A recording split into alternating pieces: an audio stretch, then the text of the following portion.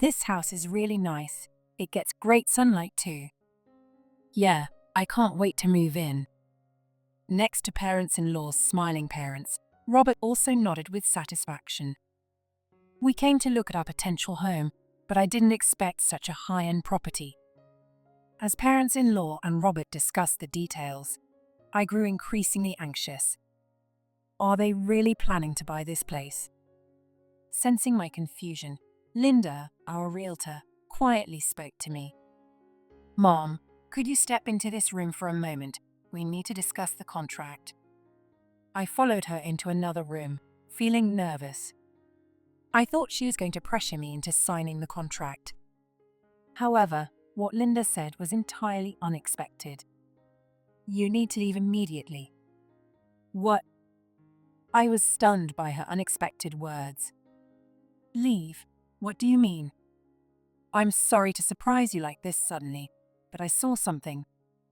Linda began to speak nervously. It was a shocking revelation. My name is Susan Anderson. I'm 32 years old this year. My husband is the same age, Robert. We don't have kids yet, but we're thinking of buying our own home soon.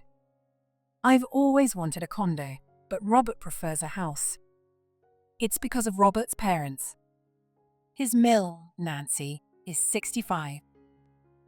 His Phil, James, is 66. They're relatively young among seniors. However, both of them have disabilities.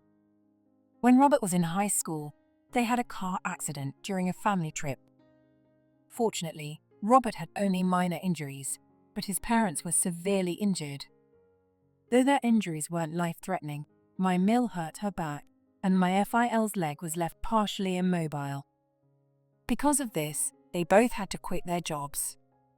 After graduating high school, Robert worked hard to support them and has always been there for them. When he was 26, we met through a mutual friend. My first impression of Robert was that he was a serious, family-oriented person. He was always concerned about his parents. Sometimes I thought he worried too much. But after learning about his situation, I understood why. Instead, I saw him as a kind person and grew to love him. Naturally, we started dating and eventually got married. Given this background, Robert wants to buy a house where he can comfortably live with his parents. Since he's an only child and considering his parents' health, it seems reasonable. But I've always had reservations about his parents. My intuition was right. As I look back, I felt uneasy even when we went to introduce ourselves for the first time. 3 years ago, I nervously went to Robert's parents' house, and his Mill greeted me. Come in, Susan. It's a small house, but please make yourself at home. Thank you. Excuse me for intruding. Seeing her walking slowly with a bent back, I was momentarily startled. Even though Robert had told me in advance, it was tough to see. His Phil came out from the back of the room. Nice to meet you, Susan. Looking forward to knowing you. He too walked unsteadily, favoring one leg. The after effects of the accident made it hard for him to work. But Robert had said they managed with insurance payments. Seeing his parents like this, I was glad I had bought sushi for lunch. I felt sorry having them go out of their way to host us with their physical limitations, so I had prepared in advance. When I offered the sushi, Robert's Mill exclaimed with joy. That's so kind of you. Thank you. Let's eat right away. No sooner had they said that, Robert's parents began devouring the sushi by themselves. I was taken aback by their eagerness. Hey, Mom and Dad, eating ahead of us. We're hungry too, you know. Robert raised his voice. Sorry, it's been a while since we've had such fancy sushi. Don't worry, we have something for you and Susan too. With that, his Mill placed some emergency canned food on the table. Sorry, we only have these plain things, she said with a smile, and his Phil was also grinning. Thanks, Mom, Robert said cheerfully, but noticing my stunned expression, he spoke to me. Susan, what's with that face? That's a. I was at a loss for words when Robert said, "Oh, I get it. We forgot the drinks, right?" He stood up. "Here, I'll get them right away." Then, Robert's Phil wobbled over, carrying a tray with glasses for everyone. "Thanks, Dad." "Thank you, Phil. Let me arrange the." I took the tray from him and was speechless. The glasses were battered, some with cracks, and they were filled with water. I had just seen his Phil drawing water in the bathroom sink, but could this really be tap water? "Thank you." I could only manage to thank him in a hoarse voice. In the end, Robert's parents ate most of the sushi I had brought. I had brought it to share, but they held onto the sushi containers, exclaiming how delicious it was, eating with such fervor that I couldn't bring myself to have any. Robert, meanwhile, was casually eating the canned food. Well, I did want them to enjoy the sushi. It's just that the canned food was unexpected. As I looked at the can in my hand, I noticed the expiration date was approaching. I pretended not to notice and quietly ate the canned food. I could barely taste it. Seeing me silent, Robert's Mill asked worriedly, "Are you feeling unwell because the meal is so plain?" "No, not at all. It's okay to be honest. Robert told me your family is well off. You must be used to much better meals than this. I'm sorry we can only offer such modest fare." At first, I thought she was being sarcastic, but she seemed genuinely concerned. I didn't know how to respond. "No, that's not it at all." As I stammered, she looked at me weakly. "I'm sorry. As Robert must have told you, we're not in good health, so we can't go to the store often. We can't entertain properly, and I feel bad about it. Yeah, it's frustrating to think about how much more we could do if we were healthier." His Phil nodded in agreement. Hearing them say that, I was left speechless. This is more than enough. Thank you. Indeed, as Robert's parents said, they did their best to host us despite their limitations. When you can't work, life becomes more frugal, so canned food and tap water are understandable. However, I had bought sushi for everyone anticipating this, and yet they quickly ate it all themselves. I felt unsettled, but since Robert was smiling and didn't seem to find it strange, I thought it best not to say anything. So, we left his parents' house with my feelings unresolved. Later, the topic of our wedding came up. I was excited, but Robert apologized with a serious look. "Sorry, my parents can't afford to help with the wedding expenses." "That's okay. I was planning to use my savings anyway, so don't worry about it," I replied cheerfully. I had also told my parents not to contribute. I didn't want Robert's parents to feel bad if only my parents paid. So, we had a simple wedding. A while later, Robert's Mill called. She said since they couldn't help with the wedding costs, they wanted to give us household appliances as a wedding gift. I tried to decline, saying it wasn't necessary, but Robert's Mill insisted on sending something. A few days later, several large cardboard boxes arrived at our house. I was surprised. Did Robert's parents really buy us this much? Feeling grateful, I started to open the boxes. Inside were old, outdated appliances. There were items like an old vacuum cleaner no longer sold in stores and a microwave with chipped paint, clearly used for decades. Upon closer inspection, I saw cracked cups and dishes we had seen at their house when we visited. Could it be that all of this is from their house? This can't be true. Oh no. I was speechless. Really, my parents sent us all this? That's so kind of them. Robert said happily, and I couldn't help but protest. Robert, these are all old appliances from your parents' house. They're all in terrible condition. This is too much. What are you saying? They still work. Right, we should be thankful. Seeing Robert's pleased expression, I was stunned. However, since we received the gifts, I had to thank his mill. Reluctantly, I called her. "Thank you for the appliances. They arrived already." That was quick. "These are things we've used for a long time. They're full of love, and we couldn't bear to throw them away. I hope you can use them. As newlyweds, you need all kinds of appliances, right?" As I heard her cheerful voice, my frustration grew. "Yeah, but some of them are very old and don't work anymore. I appreciate the gesture, but we plan to buy new ones." "That's wasteful. Buying new ones. This way you can save money, right?" "Save money? We would have bought you new ones if we could. But with our physical limitations, it's hard to go to the store. Giving you what we had at home was all we could do." "I'm fine, though." If they couldn't afford it, they didn't have to send anything. To make matters worse, Robert scolded me after hearing from his mill. "Susan, did you complain about the appliances to Mom? They went out of their way to send us those. Don't waste their effort." "That's not what I meant. This makes it seem like I'm the bad guy." Reluctantly, I ended up using the old, battered appliances. It's such a shame, especially since we're newlyweds. I couldn't shake the feeling of dissatisfaction. But I told myself they did their best for us despite not having much money. Around that time, Robert suggested we buy our own home. Of course, I had always dreamed of owning a home.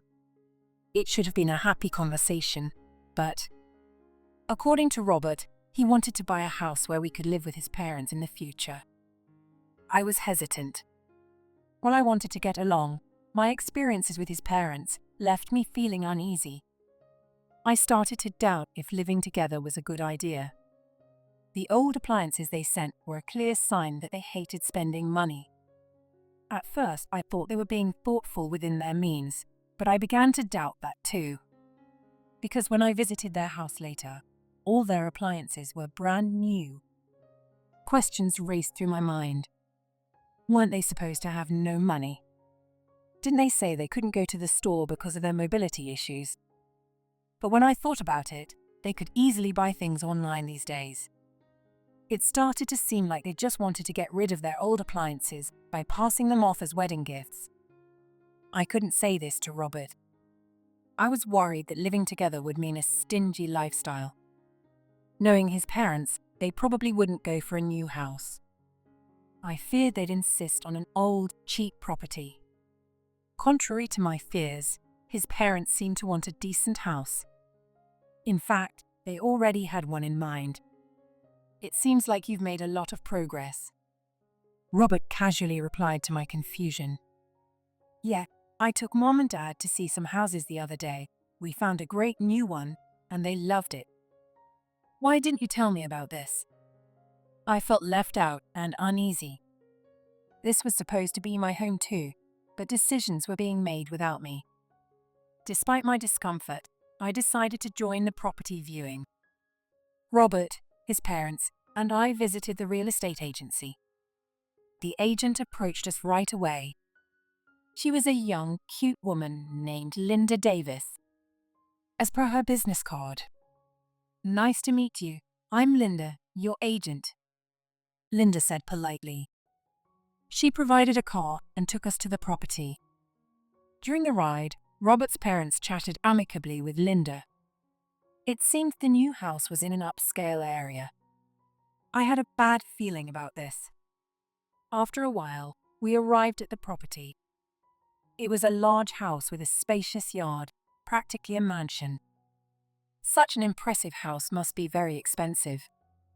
We went inside and checked the floor plan in the living room. Robert's parents were chatting excitedly. "Yeah, I can't wait to move in." "Excuse me, this is my first time seeing the house." "I'm sorry, here's the brochure." I looked at the brochure and was shocked. The price was way over our budget. This house was clearly beyond our means. However, Robert's parents and Robert himself seemed to act as if this house was already theirs. I began to sweat nervously, feeling confused. Linda stared at me. looking like she wanted to say something. I glanced at the brochure, trying to think of what to do. Soon, Robert's parents headed towards the terrace.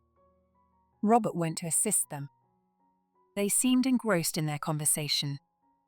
Linda then looked at me with determination. In a low voice, she said, "Mom, could you step into this room? We need to discuss the contract." Surprised by her serious expression, I nodded instinctively. As Linda led me to a separate room, I felt a pang of fear. Are they going to pressure me to sign a contract right away? But Linda's words were completely unexpected. "You need to leave immediately." What? I was stunned by her unexpected statement. "Leave? What do you mean?"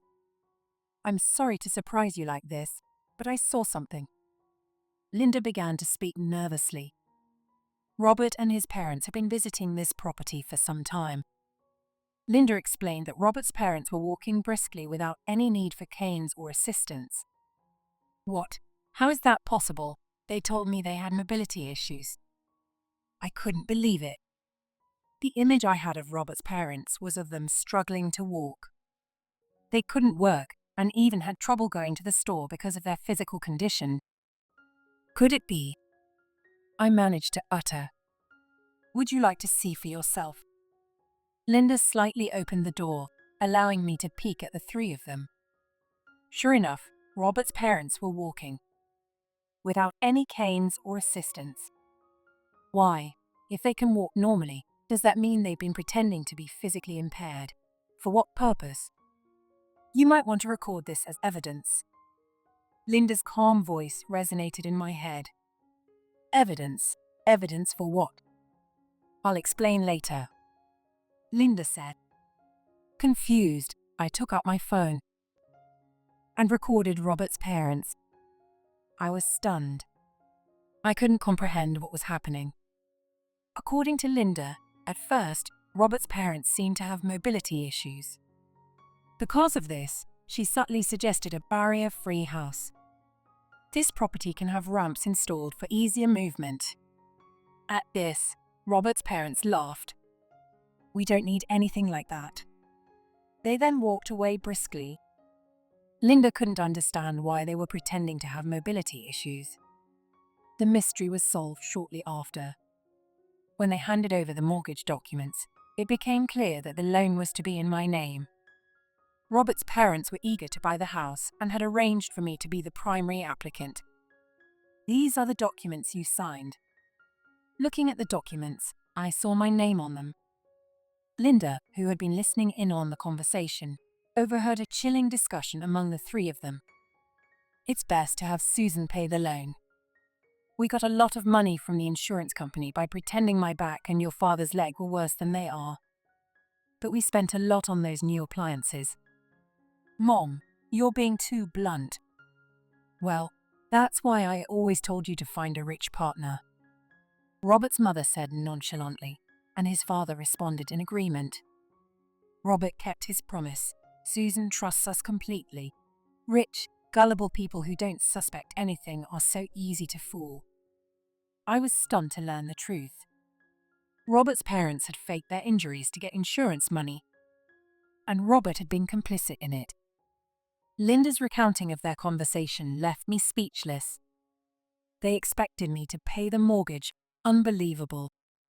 Yes, my family owns some land, and I had mentioned being a landowner when I first met Robert. But our lifestyle is completely middle class. My parents always told me not to waste money, and I don't own any luxury items. I'm just an ordinary company employee with an average salary. It never occurred to me that Robert approached me because he thought I had money, just because my family owns land. I was so shocked I couldn't speak. Linda apologized to me. "I'm sorry for bringing this up so suddenly." "No, Linda, thank you for telling me. It's better that I know," I said, mustering all my strength, and Linda's face clouded. "Actually, there's more." The conversation continued. What Linda revealed next was even more shocking. Apparently, Robert had said, "We'll need Susan to cooperate from now on." His Mill added, "Yes, next time, give Susan a little push and tell her to claim she fell. Once she learns how to keep asking for treatment money, she'll be thrilled to get some cash just for a little pain." She had said this with a sly smile. I was horrified. They intended to involve me in their fraud schemes. What is this? Pushing me a bit, they're planning to injure me, and they want to involve me in fraud. This is unbelievable. This must be very distressing to hear. It might be overstepping, but I felt I had to tell you, this is a serious crime, and I fear for your safety. Linda's difficult words echoed in my ears. I couldn't believe it, and I didn't want to. But I had seen it myself. Robert's parents walking without issue. My name on the mortgage documents. And Robert deceiving me. The shock was too much, and I felt dizzy, almost losing my balance. Are you okay? Linda caught me before I fell. I need to stay strong. Linda had bravely come forward to inform me. I had to take action. Thank you. I'm okay. It was a sudden revelation. But I don't want to be involved in fraud. And now that I know the truth, I can't just let this continue. I spoke firmly. Linda nodded resolutely, understanding my determination. We didn't have much time. Linda and I quickly discussed our plan of action. Afterward, I rushed out of the property through another door. Linda stayed to keep Robert's parents occupied. I sent a message to Robert via social media, saying I wasn't feeling well and had gone home early. Using this opportunity, I went home first to gather evidence. I had seen some records of Robert's parents' accident before. I searched online for the accident date and details. And using my memory, I also found the names of the insurance company and the doctors they had visited. Once I had everything, I immediately reported it to the insurance company. I was directed to a special department to discuss the fraudulent claims. I submitted the detailed information along with the video I had taken. The insurance company filed criminal charges, and Robert's parents were arrested. Later, I found out that while the accident had indeed happened, their injuries had been minor. Despite this, the two of them continued to pretend their conditions were severe, enjoying the insurance payouts. They were defrauding the insurance company. Usually, insurance companies are vigilant about fraudulent claims in car accidents. I wondered how they had managed to fool the investigation, but the mystery was soon solved. They had colluded with a relative who was a doctor to forge medical certificates. Minor injuries were exaggerated as severe ones. It was outrageous. The doctor was also arrested. This doctor, who had committed similar frauds for others, was already under the insurance company's scrutiny. Thus, their arrest was swift. In the end, they were a family greedy for money. This wasn't just about being stingy. They were outright criminals. Robert, who had silently approved of all this, was no different. I explained everything and told him I wanted a divorce. However, Robert wouldn't accept it and resisted strongly. He claimed it was a misunderstanding and insisted that I meet his mother. I had no idea what he thought was a misunderstanding. I didn't want to see her, but I had things to say. So, Robert and I headed to the prison where his parents were held. Since fraud carries no fines and the severity of their crime meant no probation, they were serving their sentences. In the visitation room, Robert's mother looked completely withered. Through the acrylic barrier, I glared at her. "Mill, you were committing fraud all along, and you planned to involve me too. Why did you do this?" Her voice was now feeble. "The accident was real, and we did have bad legs and backs. Sure, we got better, but if we could get the medical payments, why not take them?" Even now, she didn't seem to grasp that what she did was a crime. Stunned, I spoke firmly. "What are you saying? That's a crime. And trying to involve me in your fraud. You're out of your mind." Then Robert interjected. "No, This is how you get easy money. We messed up this time. But come on, Susan, you get it, right? You've been living comfortably off your family's money. His flippant attitude finally broke my patience. What? Don't compare me to you. My parents and I work hard for our money. We don't commit crimes to get it. You're despicable. I never want to see you again. I shouted, my anger boiling over. Robert and his mill were shocked by my outburst. Their true colors were finally revealed. I had never realized just how awful they were. All they cared about was an easy life, ripping off others to get money. Even after being arrested, they hadn't learned their lesson. I decided it was pointless to continue talking and left the prison, leaving Robert behind. I knew I would never come back to this place. Afterward, I filed for divorce. It took some time, but I successfully divorced him. Robert had to quit his job because his parents' arrest became well known at his company, making it impossible for him to stay. I have no idea where he went after that. They must be living a modest life with Robert's parents after their release.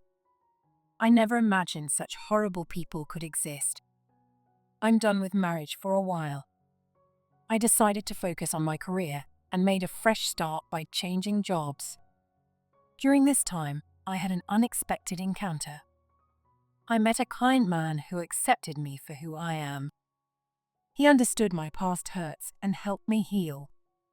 Still, I hesitated to move to the next stage. Although I trusted him because he was a good person, I couldn't help but be cautious after my previous marriage. To ease my worries, he introduced me to his parents. They welcomed me warmly and treated me with a proper meal. I was moved by such a simple act. His parents were kind and gentle, just like him. With this family, I felt safe. So, I decided to marry him. I finally achieved the peaceful life I'd always wanted. As time went on, my husband and I started discussing buying a house. I told him there was a real estate agency I wanted to visit and took him there. It was Linda's agency. Thanks to Linda, I realized I was being deceived, and I am eternally grateful for that. When we entered the agency, I saw a familiar face. Welcome. Linda recognized me. I greeted her with a smile. Hello, it's been a while. It seemed Linda was doing well. Her new business card indicated she was now a chief. Seeing her growth and success made me happy. When my husband was momentarily away, Linda smiled and said, I'm glad you found a good person. It's thanks to you telling me the truth back then, Linda. Thank you. I smiled back at her. I thought about what I could do for Linda in return. Let's buy our house here. This time, it will definitely be a wonderful home. Thinking about our new place, I couldn't help but smile.